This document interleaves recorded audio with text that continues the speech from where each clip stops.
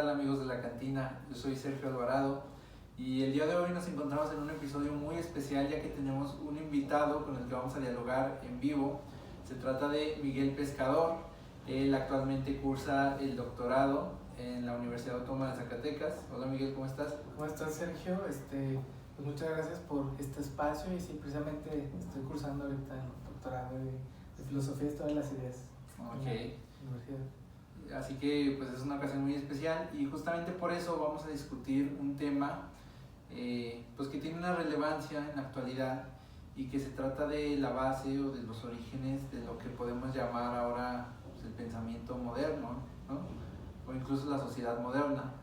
Entonces parece que hay elementos muy bien definidos de lo que podríamos decir que somos fruto nosotros ahora, o al menos nuestra sociedad. ¿Cómo? De acuerdo a esa idea que tú mencionas, donde hay fundamentos en los cuales nosotros ya somos consecuencia de, pues viene de un pensamiento pues prácticamente modernista en el sentido de que podemos analizarlo dentro de temas de globalización, de temas de consumismo, temas tecnológicos, temas de industria. Entonces cada uno de ellos pues nos da a entender un análisis de nuestro entorno, ¿no? Donde nosotros tenemos que asimilarnos ya como habitantes globales. Entonces hay una filosofía de manera general que nos ayuda o nos da a entender cómo funciona ese mundo. Estamos hablando de una filosofía generalizada dentro de una dialéctica histórica en este aspecto desde Hegel, Nietzsche, Schopenhauer, posteriormente con Heidegger y ya en tiempos actuales con modernistas como Bauman y Yuval Noah Harari, que pues hasta este punto es un bestseller, ¿no? Con sus textos estos de querer explicar la historia del mundo y ver cuál es nuestra postura frente a acontecimientos actuales, ¿no?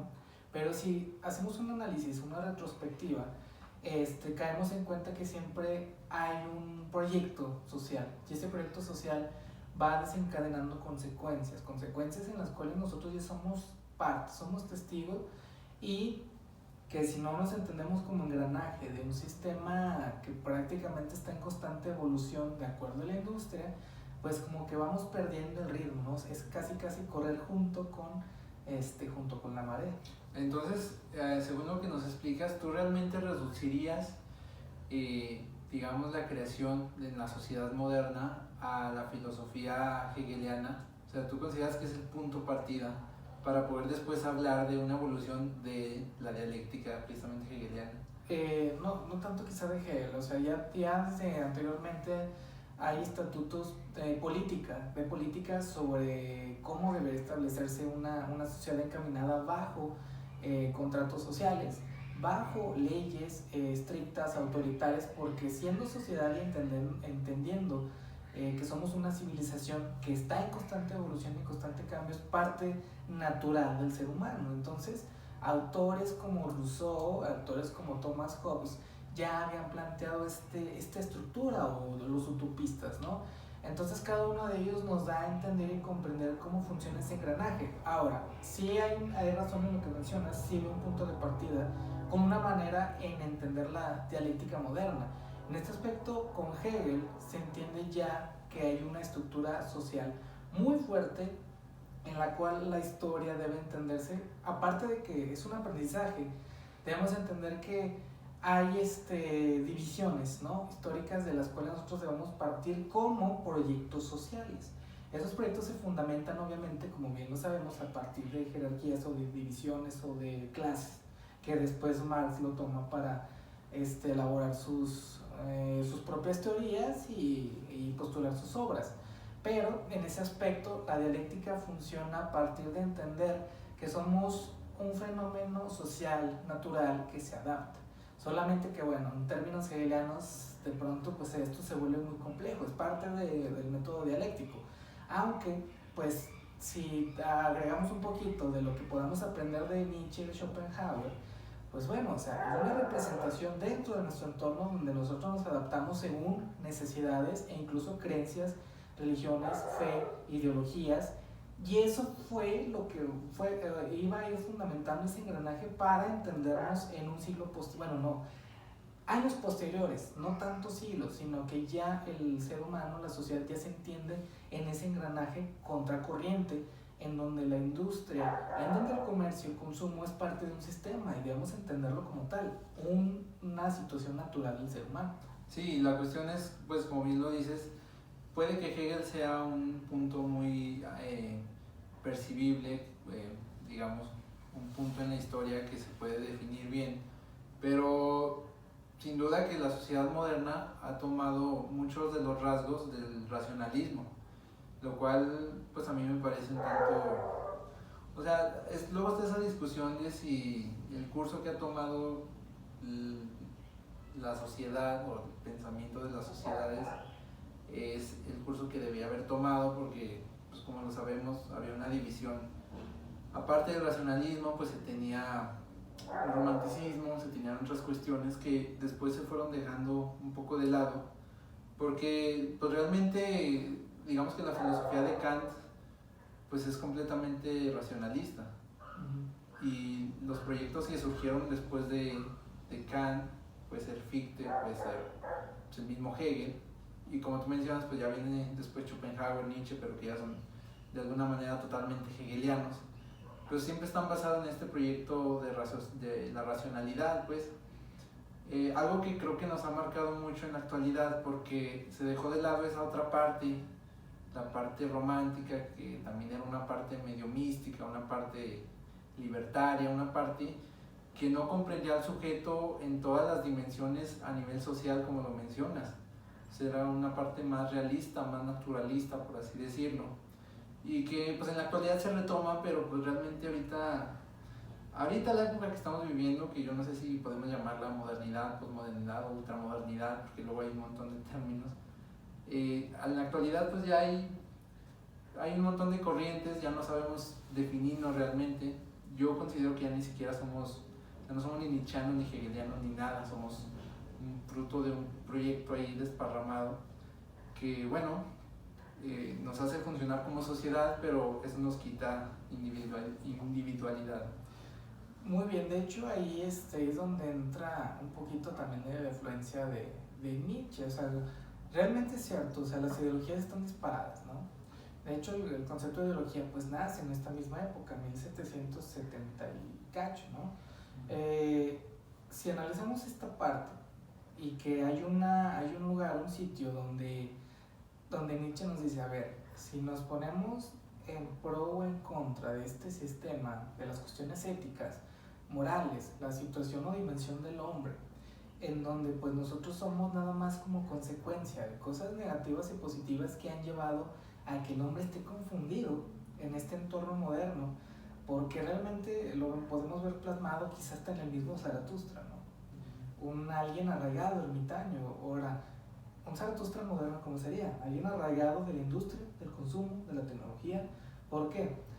Siempre es malo o negativo el engranaje, porque siempre es malo el proceso o la evolución a partir de cuestiones ya no de fe. Las cuestiones de fe fueron el proceso evolutivo, estamos hablando antes del año 0, 1300 medieval, y luego llega esto que tú mencionas, el racionalismo, e igual, épocas románticas, arte, estética, el diálogo era parte fundamental de la sociedad, ¿no? O sea, de aquí es donde incluso esto de analizar a la sociedad a partir de constituciones, en donde marcamos lo que es justo, lo que no es justo, lo que va a ser el pilar de una sociedad, pues bueno, funcionó y ha funcionado. Pero eso ha dado pie a evoluciones. Desde Voltaire, desde Rousseau, desde Kant, ya venían estas ideas de la técnica, ¿no? Entonces esas ideas de la técnica eran procesos, era un devenir, qué va a pasar con la sociedad, qué va a pasar con el ser del mañana. Entonces, si ahora hacemos esta subdivisión, si queremos verlo, de que nosotros ahora somos consecuencia de todo eso, va a ver, si nos ponemos en la postura de un Zaratustra moderno, pues bueno, resulta que pues estamos viciados, se ha perdido esa racionalidad, pero ¿en qué la hemos perdido? En las artes, en la cultura. Queremos cuestiones más fáciles, más sencillas y responder todo a manera de una técnica, ¿no? Entonces eso de alguna manera sí vas implantando cosas. Entonces ya entenderte como un ser técnico moderno, pues tiene sus desventajas y sus ventajas. Sobre todo, bueno, yo estoy muy dado a pensar que hay una desventaja total de vivir en esta época, pero bueno. Lo que pasa es que también yo creo que estos filósofos, o sea, el mismo Nietzsche, yo también diría que obedecían no completamente a la objetividad. Yo creo que sus proyectos filosóficos, si bien ya no obedecían al cristianismo como fue todos los siglos anteriores, pues obedecían a otros valores que igualmente podían no hacerlo ser completamente objetivos. Esto es muy claro con Hegel. O sea, con Hegel hay todo un devenir en la historia que quiere desembocar pues en él, ¿no? En sus ideas, en Alemania, en su nación. O sea, una cosa muy, muy particular. Quiere transformar todo lo trascendente a una cosa así muy, muy propia. Obviamente eso abre camino para que hubiera otro tipo de filosofías, pero también creo que Nietzsche, o sea, a la hora de echar mano de mitos, de historias, porque no siempre es el mismo Nietzsche, bueno, Claro. está esa discusión. Sí, sí, sí.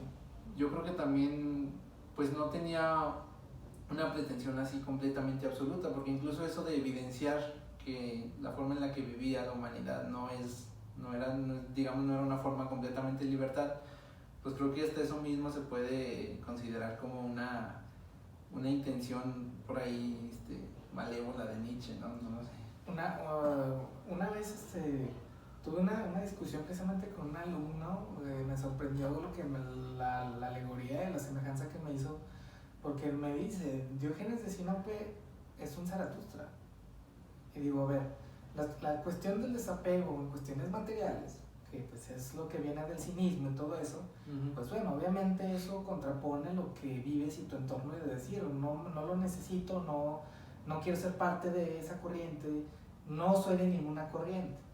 Entonces digo, si hay relación, me llama mucho la atención porque sí va precisamente por esa idea tal vez nosotros desentendernos de esta situación moderna, que obviamente tenemos que aceptarla para tener cierta comodidad.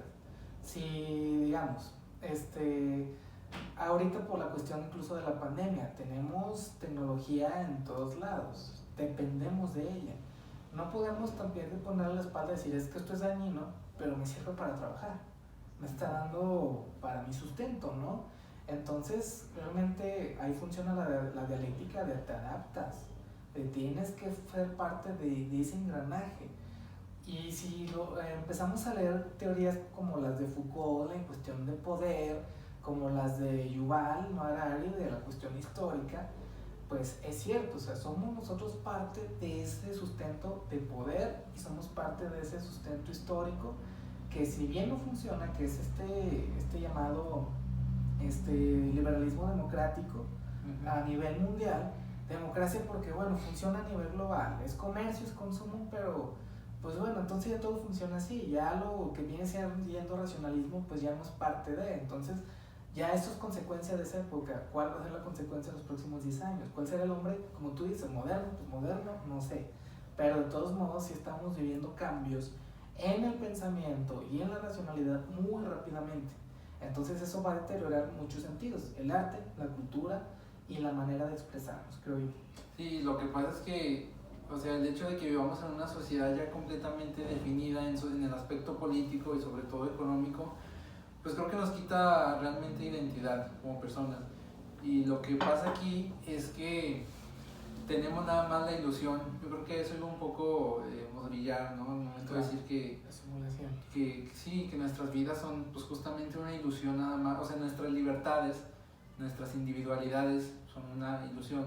Y el problema de que esté tan definida la sociedad y que se haya definido tanto, ya sea por, pues volvemos a lo mismo, al marxismo, o sea, después Heidegger, o sea, filósofos que nos marcan mucho su forma de pensar, mismo Wittgenstein, eso nos quita individualidad, o sea, darles prioridad a sus pensamientos, pues nos vuelve inmersos en un mundo donde realmente no podemos decir nada que sea nuevo o que sea nuestro. O sea, nuestra noción de identidad simplemente ya está planeada en los sistemas de estos pues, grandes filósofos. Claro, de hecho en la primera etapa, bueno, ya que lo mencionas, y me remonto un poquito a eso, la primera etapa de Wittgenstein con el Tractatus, abordar la cuestión del lenguaje de manera subjetiva, donde pues hay una complicación en entender al otro. Si ahora la traemos a un modelo epistémico, con cuestiones de tecnología, pues yo le daré la razón a Wittgenstein, porque ya la subjetividad realmente funciona a partir de que cada quien tiene su lenguaje, ¿no? Cada quien expresa su manera de ser, su manera de convertirse en otro, ¿no? En la realidad, como a través de las redes sociales. Tú sabes que la simulación, en este aspecto, por ejemplo, en términos ya de Baudrillard, Facebook, Twitter, Instagram y lo que tú quieras, pues viene siendo eso, pequeñas partes, pequeños pedazos de una vida en la cual pues estamos inmersos porque ya es parte de. Si en este aspecto no tenemos Google Meet, los maestros no pueden dar sus clases, no podemos estar trabajando, ¿no? Pero tenemos que ser otras personas, cambiar las dinámicas, tenemos que ser otros, cambiar el lenguaje. De alguna manera, con los alumnos estás viendo parte de incluso de su privacidad, de su intimidad, te están mostrando su casa, igual tú estás mostrando tu casa. Entonces, ¿cómo han cambiado ya esas nuevas perspectivas? Para esas generaciones ya va a ser, su racionalidad va a cambiar completamente, ya cambió. Entonces, vienen ya etapas que para yo las veo realmente un poquito complicadas. Hay personas, colegas de nosotros, que dicen las humanidades iban a desaparecer, ¿no? Inmediatamente lo avientan el argumento. Ok, no han desaparecido, aquí están, pero ¿cuánto tiempo? ¿Cuánto tiempo va a estar todavía arraigado el arte y la manera de expresarte? Entonces el lenguaje, ¿qué tanto realmente ha cambiado de una manera subjetiva para dar a entender el mundo y entenderte dentro de un mundo globalizado, capitalizado? Entonces es de subsistir y seguimos metiéndonos en la misma cuestión. Sí, la verdad, pues como te repito, yo no soy nada optimista por la cuestión que está pasando. O sea, la cuestión de la técnica que nos rebasa como personas, porque, o sea, la técnica aparentemente es una cuestión muy humanista que viene a hacernos la vida más fácil y que pues, de hecho lo hace, pero ¿a costo de qué? ¿A cambio de qué?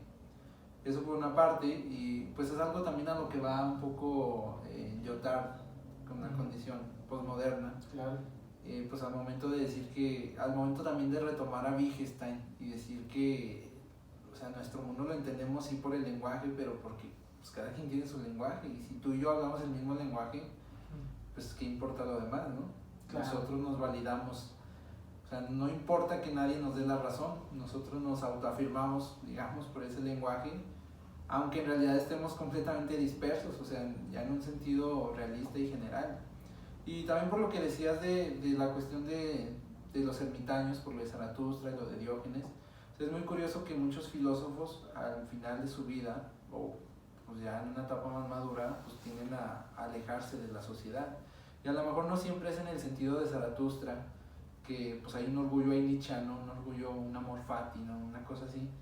A lo mejor no todos los filósofos lo hacen en ese sentido, pero ¿por qué tratar de huir de la sociedad? ¿Por qué Heidegger huye al final? También porque Wittgenstein siempre trató de apartarse, ¿no? De la antigüedad, Heráclito, no sé. O sea, siempre hay una tendencia a, no tanto a la soledad, sino a vivir lejos del bullicio.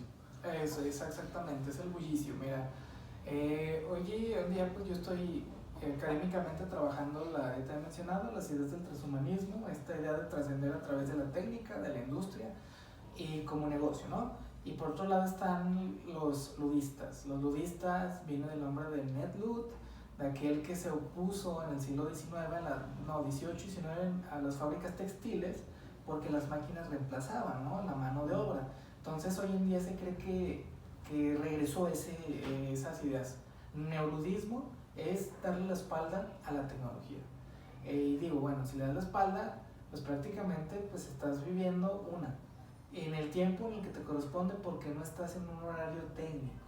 El horario técnico, pues tú lo sabes, es que ya muchas personas le damos prioridad a cierto tiempo en redes, estar ocasionalmente analizando las noticias a través de o cualquier cosa, ¿no? Incluso como entretenimiento, de 6 a 7, de 6 a 8, veré en Netflix una serie, y es tiempo, siempre es tiempo.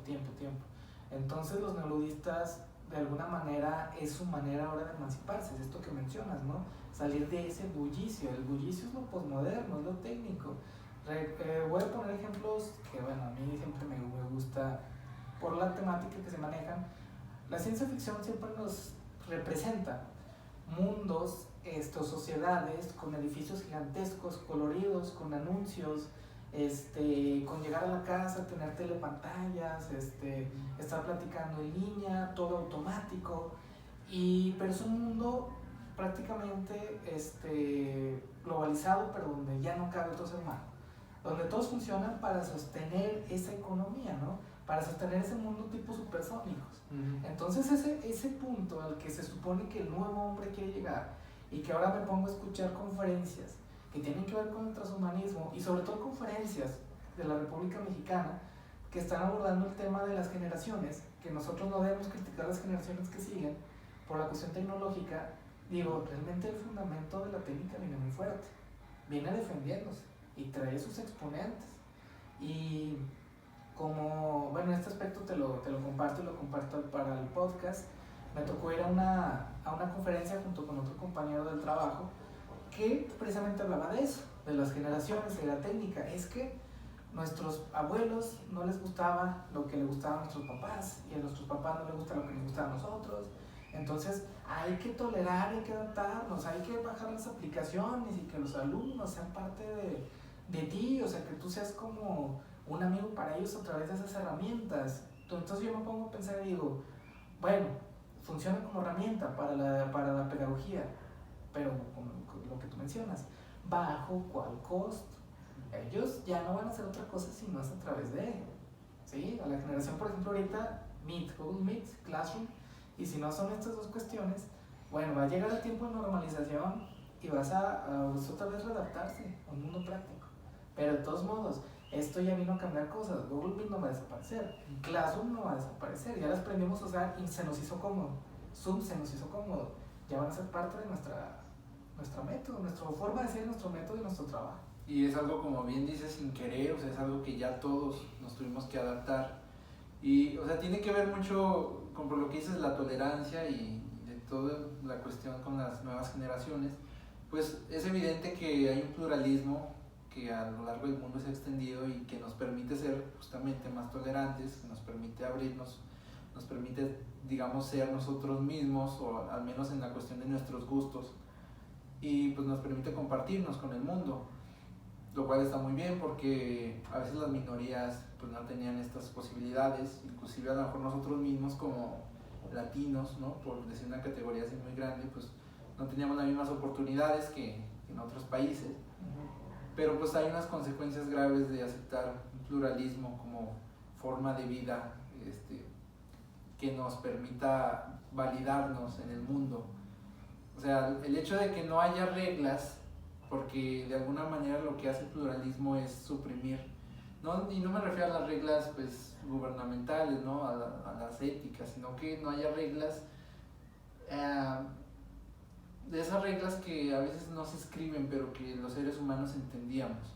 Porque pienso, hasta en la misma filosofía o sea, podemos decir que entendemos lo que estamos haciendo, pero o sea, hasta en la misma filosofía hay corrientes, y pues tú sabes que de unos años para acá, pues la filosofía se regó por muchas partes y ni siquiera puedes hablar con completa confianza con algún colega, porque a lo mejor él se decanta por una cuestión analítica, por el lenguaje, por cosas así. Entonces, o sea, ya ni siquiera hay una unidad en la filosofía, y pues si ni siquiera hay unidad aquí, me imagino que en otras áreas mucho menos, lo cual en el fondo aparentemente es nuestra nueva forma de vida, pero en realidad se trata de un caos y se trata de algo que, aunque nos estamos adaptando, en realidad no sabemos vivir y no estábamos preparados para vivirlo. Exacto, entonces fíjate, ese concepto, bueno, para ir puntualizándolo, el pluralismo yo lo veo como el adáptate dentro de un nuevo sistema de orden, como tú dices, si no de otra manera ya no subsistes, ¿no? Y va junto con lo que he mencionado, la corriente. Ahora, la manera es ese pluralismo, y ese pluralismo la subjetividad está en tú adáptate a tu orden y sé feliz en tu pequeño orden.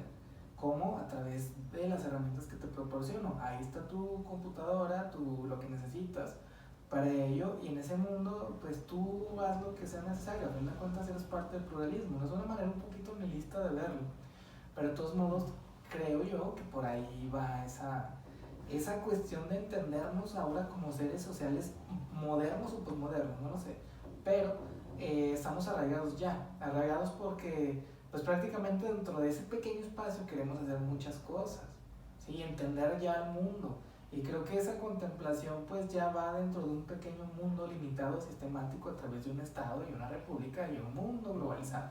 Entonces tú dentro de ese pequeño mundo consume lo que tengas que consumir, trabaja lo que tengas que trabajar, y siempre y cuando pues digamos tu felicidad dependa mientras estés en ese pluralismo, ¿no? Ahora, creo que la otra cuestión que quería mencionar desde hace rato, ahorita antes de que se me olvide, sí, la cuestión de Mario Vargas Llosa con la civilización del espectáculo.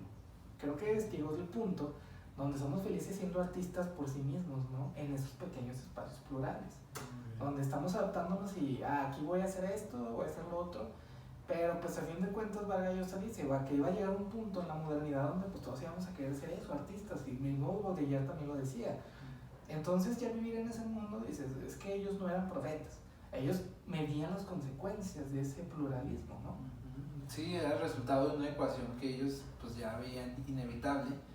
Y pues como bien lo dices, o sea, estoy completamente de acuerdo en lo que dices. Tenemos un pequeño corralito al cual queremos aprovechar al máximo. Y pues creo que justamente este podcast encaja en esa descripción. O sea, uno quiere divulgar desde donde está, porque pues no hay de otra también. O sea, por ejemplo, ahorita en la pandemia no hay otra forma.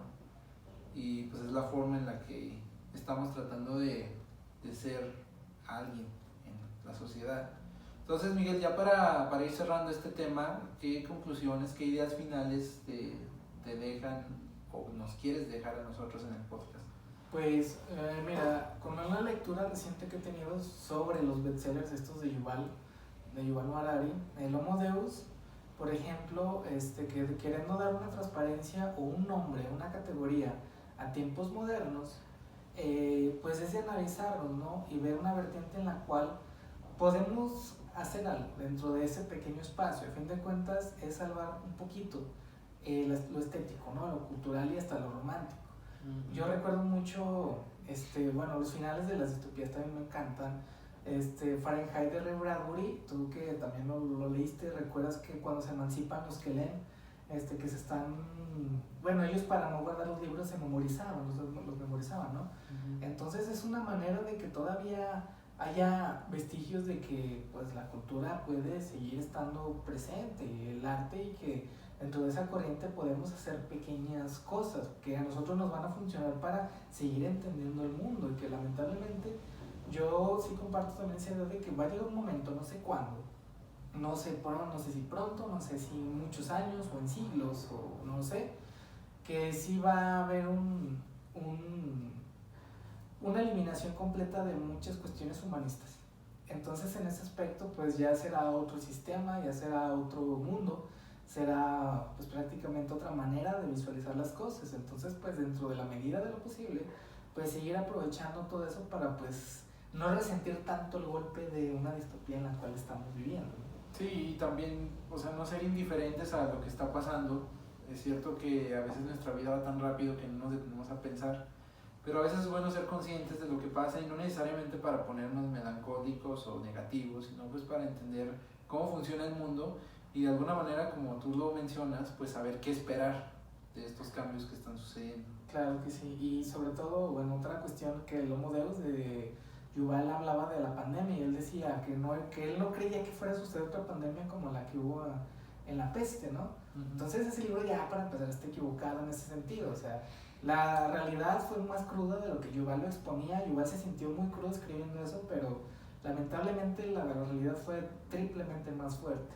Entonces ya estamos en la medida de esperar casi lo que sea. Entonces es estar preparados más que nada, y creo yo que las herramientas sociales, humanistas, filosóficas, históricas o literarias nos pueden dar pues ahora sí que hacer más soportable esto, ¿no? Sí, pues una llave de, justamente es el antídoto, ¿no? Claro. Para la enfermedad en la que si bien a lo mejor la pandemia no nos ha tocado de forma personal, muchos, pero pues ha sido un golpe que nos ha tocado indirectamente y que realmente nos ha cambiado y nos va a cambiar. Claro, bastante. Sí, comparto lo mismo contigo, pero lo que te digo, ser soportable dentro de nuestras mejores herramientas, que es la creación y la imaginación, y ahora sí que siendo aristotélicos, la propia virtud, ¿no? Eso sí, Miguel. Pues realmente te agradecemos a que nos hayas acompañado en este podcast especial. Gracias por estar aquí, visitar la cantina. Eres nuestro primer invitado en vivo. Y por ahí pues vamos a realizar otro proyecto también con Miguel, aprovechando que está aquí, ya que tiene un canal en YouTube que se titula Más allá de los eones. Es un canal muy interesante donde trata diversos temas, especialmente temas de mitología. Vamos a aprovechar un poco la dimensión de youtuber de Miguel, ya que está aquí. Y pues no queda menos que agradecernos y te queríamos dar este pequeño recuerdo, porque es la cantina, es un vaso para shots. La verdad no sé si yo recuerdo que no tomabas, pero al menos de recuerdo pues está. Sí, muy esporádicamente, pero sí. Bueno, ahí ya tienes para... Aunque para esos tiempos esporádicos. Muy bien, muchísimas gracias, Sergio, y por la invitación y felicitarte por este gran proyecto que estás llevando a cabo. Y ahora sí, como lo habíamos mencionado, o sea, que sigan existiendo estas difusiones para seguir buscando nuestras creatividades y exponerlas, ¿no? Dentro de estos medios que hay que aprovecharlo lo mejor posible. Claro que sí, tú sabes que sí, y pues vendrán más colaboraciones, tanto claro aquí que sí. como allá. Lo que necesites, pues aquí estamos al pendiente y muchas gracias. No, de nada, Miguel, muchas gracias a ti y gracias a ustedes, amigos de la cantina, por habernos acompañado. Los invitamos a que nos sigan en nuestras redes sociales, Facebook, Instagram y YouTube. Aparecemos como La Cantina Podcast. Igualmente el canal de Miguel está en YouTube, es Más allá de los eones. Así que por ahí estaremos atendiendo pues sus comentarios, sugerencias y demás. Muchas gracias, nos vemos pronto.